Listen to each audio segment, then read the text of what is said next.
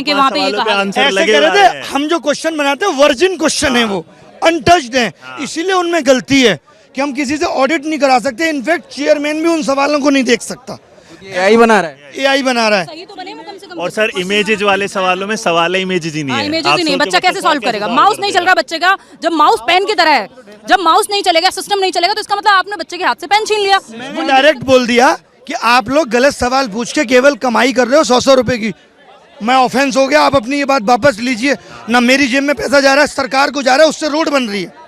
इतनी इलॉजिकल बात है। सिस्टम स्पष्ट है, क्लियर है। जो देश के अंदर लॉजिकल, पढ़ी लिखी और ऐसी बातें जो समाज के लिए कॉमन इंटरेस्ट की है, वो सारी चीज़ें सरकार ने गलत साबित कर रखी है। इसी स्थान पर आज से 1.5 साल पहले हमारे पहलवान भाई बैठे थे, आज एसएससी के साथी बैठे हैं, कुछ समय पहले स्टूडेंट्स भी बैठे थे नीट के मुद्दे को लेकर। तो चीज़ें स्पष्ट और क्लियर है।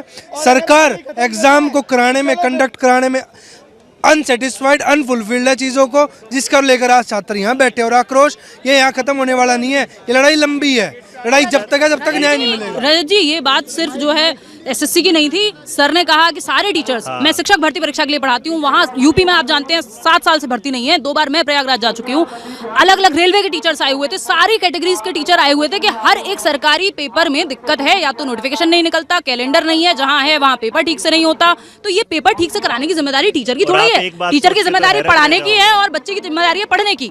ये व्यवस्था प्रशासन को सही करनी चाहिए। एक बात को हैरत समझोगे कि बच्चे का 19 तारीख को पेपर है, उसके बाद अगले दिन बताते हैं कि पेपर कैंसिल हो गया, बच्चा पेपर देने क्या 10 लाख, बताइएगा। हालत ये है। इसमें यहाँ पर हो रही है। मैं रेलवे के लिए पढ़ाती हूँ। रेलवे की पिछले 5 साल से कोई भर्ती नहीं है, ना कोई एनुअल कैलेंडर है। बच्चा परेशान हो रहा है। ग्रुप डी में पहले 10वीं ITI का दे दिया, उसके बाद यहाँ पर उसको भी हटा दिया। कोर्ट का केस लगातार चल रहा है, कोई सुनवाई नहीं है, कोई ठीक तरीके से यहाँ पर इन्होंने यहाँ कोई प्रॉपर कैलेंडर नहीं बनाया हुआ है। आप भी गए थे साथ में? हम लोग गए थे सुबह में। आज सुबह हम वहीं थे और आज जो शिक्षकों के साथ में जो व्यवहार हुआ वो वास्तव में बहुत ज़्यादा निंदनीय था। मतलब हम सभी टीचर मिलना चाह रहे थे कि हम जाकर के सम्मानित पदाधिकारियों से मिलें, लेकिन वहाँ पर हम टीचर्स को खदेड़ा गया। आप यकीन मानेंगे वहाँ कांस्टेबल्स हमें डंडा मार मार के भगा रहे थे। हमारा दोष क्या है? हम सिर्फ ये तो कह रहे थे कि हमारी कुछ डिमांड्स हैं, कुछ लूप होल है, आपने कम कर लीजिए, बच्चा परेशान है।